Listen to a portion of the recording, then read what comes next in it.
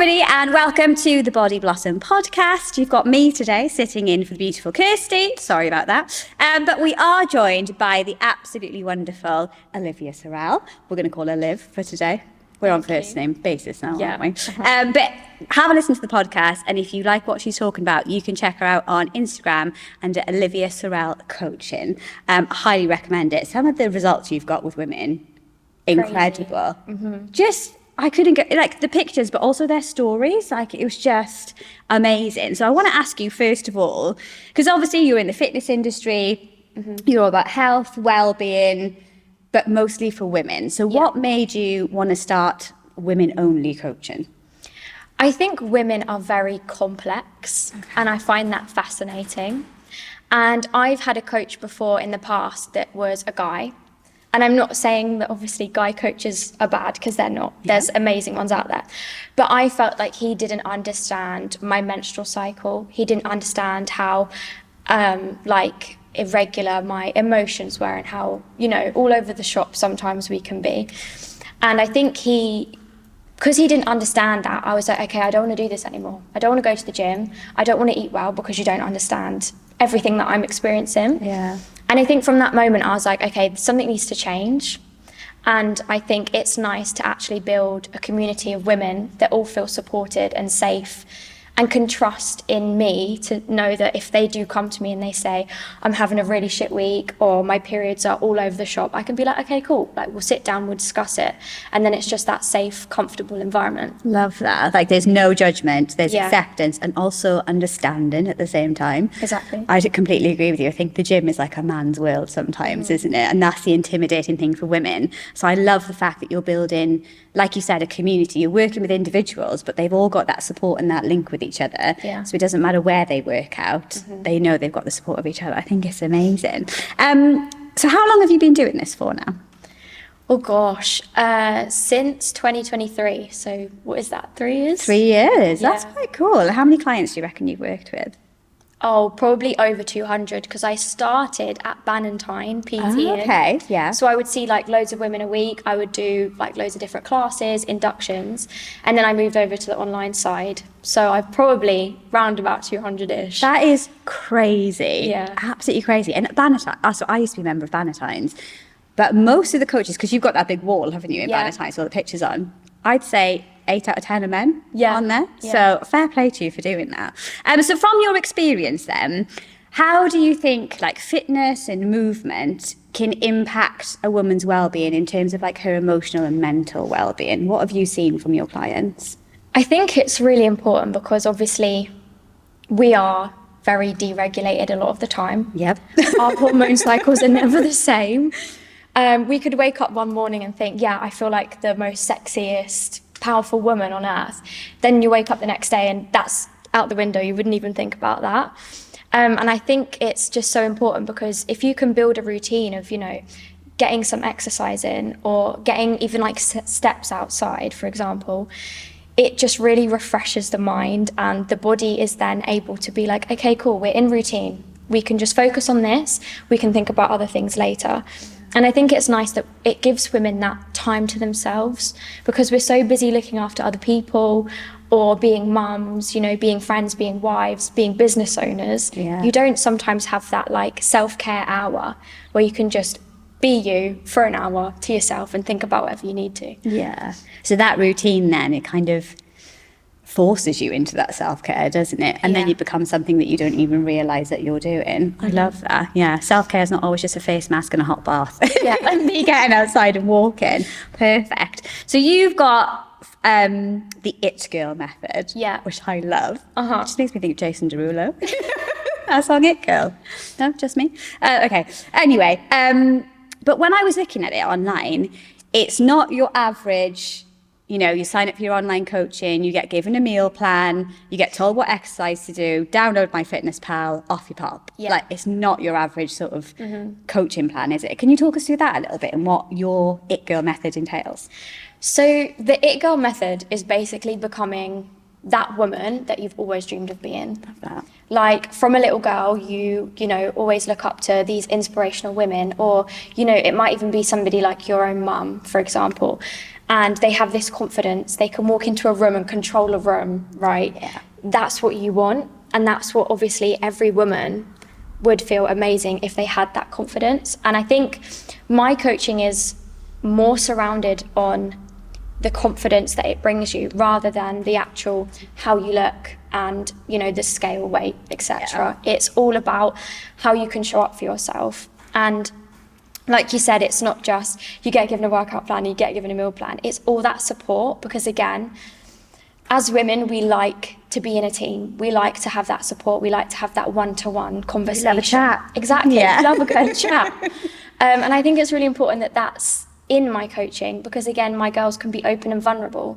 If you get given a plan, for example, and you know there's none of that support, chances are you're not going to do it. Yeah. Because we can all sit here and say, yeah, I know what I need to do. We never do it. No. But if somebody's there telling you, you're like, okay, cool, I can do that. And then you have that support and you build that morale and that trust that then the results follow, basically. Yeah. It's that relationship then that makes it different. Because I think we've all tried like the Beyond Body book, so where you type in everything and it sends you across.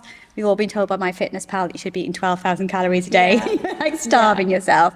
But no, I love that it's all about that relationship, that understanding. Is finding a coach like you that understands what it's like to be a woman, that every day is totally different, that sometimes we're batshit crazy and other times we're dead focused, and kind of working with that and going with it. I love it. How do you think, because you said just now about your coaching style being about the confidence, which I think is very rare when it comes to fitness coaches. They immediately go, okay, how much do you want to lose? How much do you want to be able to lift? And you're like, I don't know, I want to be a size 6 or 8 and I want to be able to be strong. And that's kind of it. But I love that yours is kind of more about how you feel as a person and what you want to be as a person. Yeah. And I get that obviously when you're in your 20s and your 30s, like you're still aspirational. What about older women? How does it impact women differently at different stages of life, do you find? I think older women struggle a lot, and it's because their generation is very different to mine. So I grew up with, it doesn't matter how you look, it's about how you feel. For them, it was always about not eating a lot, you know, not training like a man, whatever that's supposed to mean. Don't get bulky, don't lift weights because you'll be bulky. Don't grow too much muscle. And I think there's a real stigma around women probably over the ages of, 45 plus, that they still carry all of that almost negative opinions on fitness and exercise and eating better to fuel your body for energy rather than always striving for a number on the scales. And I think it's interesting when you look back at like the body trends. Yeah. So like I grew up like Kim Kardashian. Everybody wanted that, you know, big boobs, big bum, that tiny little waist. Whereas my mum's generation, it was all about being really tiny, really stick thin. Yeah. And I think as well, that's why I always relate it back to confidence, because you could follow that trend, you could get to a size 6, you could get to a size 10 and still not feel your best self. Yeah. And for some women, that confidence is actually at a size 16, it's at a size 14, and that doesn't matter. Like for them, that's what makes them happy and that's what they should then follow.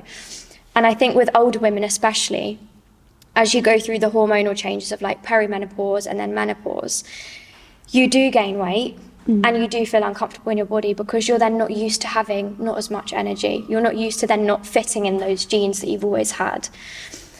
And I think it's really hard for them because they grew up in that era of you have to be this, you have to be that. Whereas nowadays, I think it's a lot more relaxed and, again, more focused on how you're actually feeling. Yeah, I love that. I think especially for women who are, like you said, perimenopausal, menopausal, it's also the lack of knowledge around it as well, and having people that go, oh, she's just going through the change. Like, what does that even mean anymore?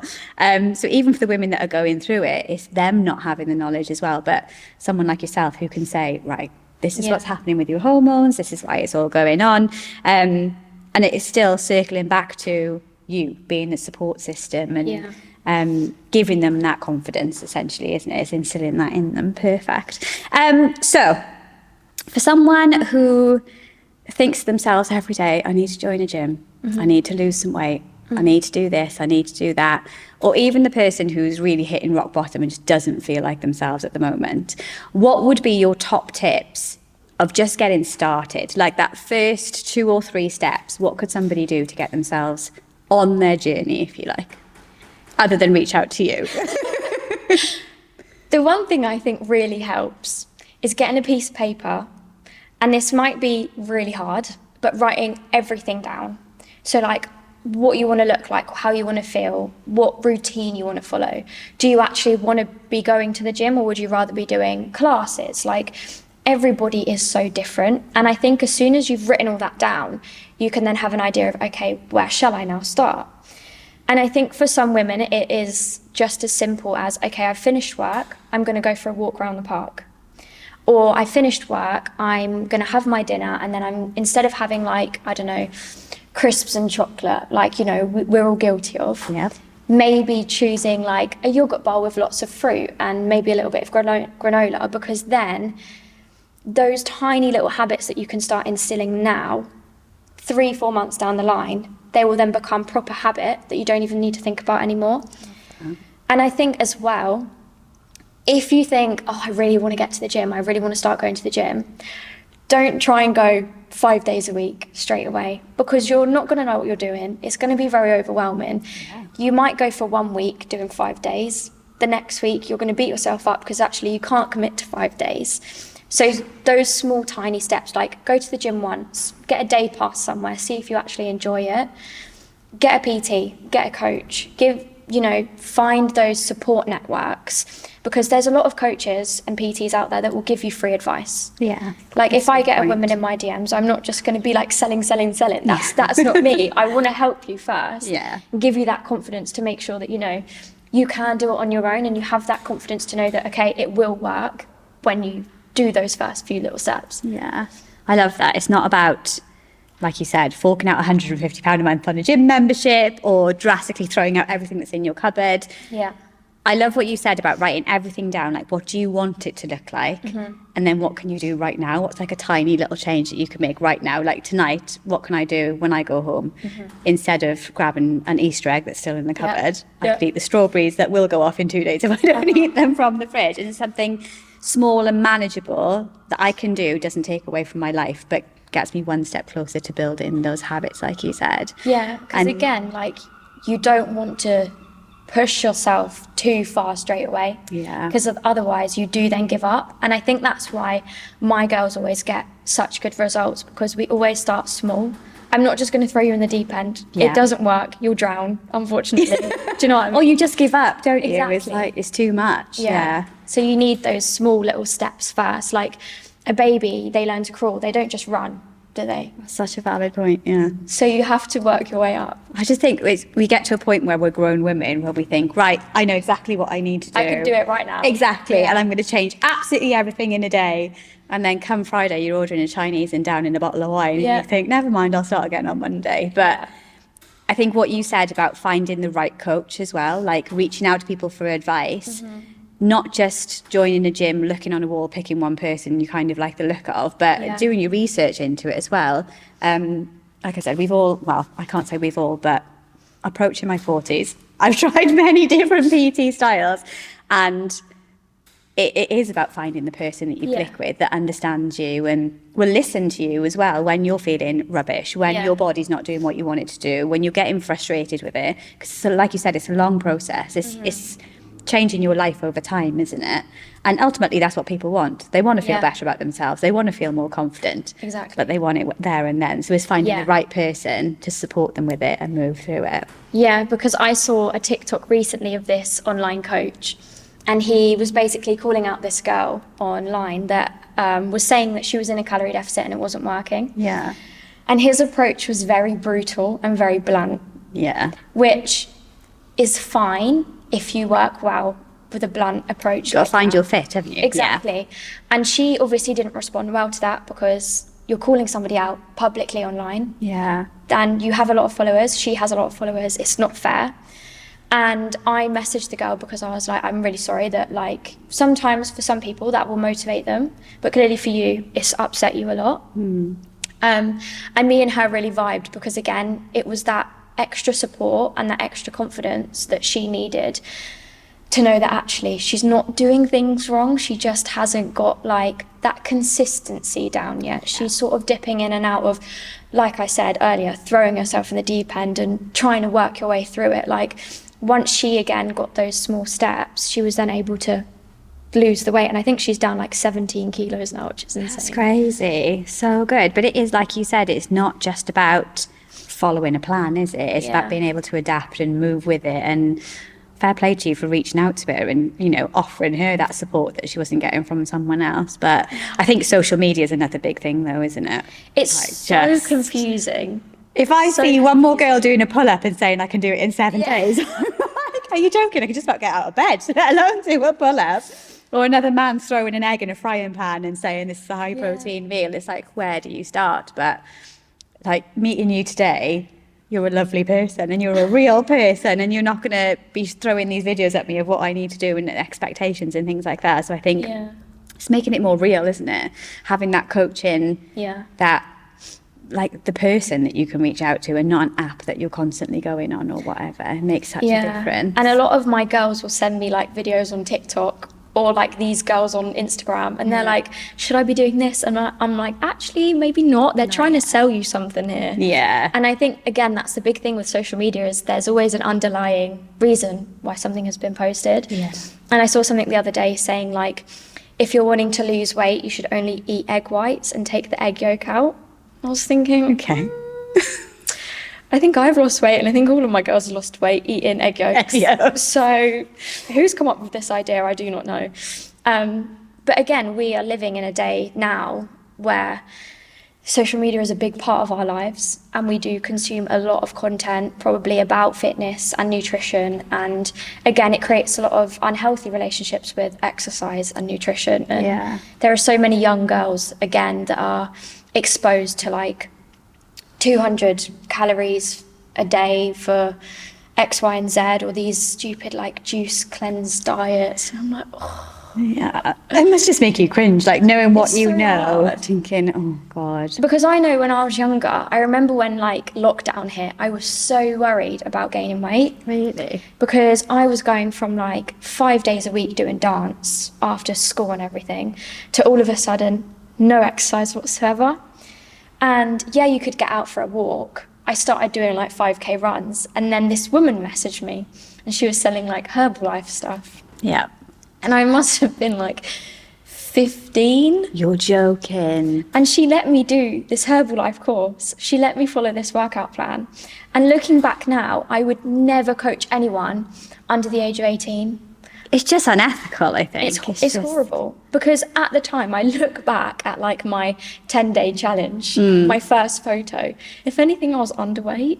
Oh, God. So it's horrible to then see that, you know, other young women are then experiencing that. That's why I try and make sure that my page is like as welcoming as possible. Because I do get young girls message me and say, should I be doing this? Should I be doing that? And well, it's just as confusing for them as anybody else, isn't it? Exactly. No, but I think the way that you're doing it, building your community, is very much like what we do at BodiBlossom. We build the community and they pass it down to their daughters, or they pass it down to the people that they know as well. And I think I love what you're doing. The whole It Girl method, where it encompasses everything. It's not just exercise and diet, but it's your mental well-being, it's your emotional well-being, understanding what it means to be a woman and just to live day to day and survive. I think the fact that you're helping women to feel that way about themselves, to feel much more confident when they walk into a room, that's only a good thing for the next generation coming, isn't it? And if we had more people like you, hopefully we can outweigh the bad people on social media. We'll block the other ones out. But thank you so much for today, Liv. It's been wonderful talking to you. And if you like what Liv's been talking about, or you're just interested, like she said, her DMs are open. You can find her. I'm sure we'll post a link just below. Thank you very much for watching, everybody.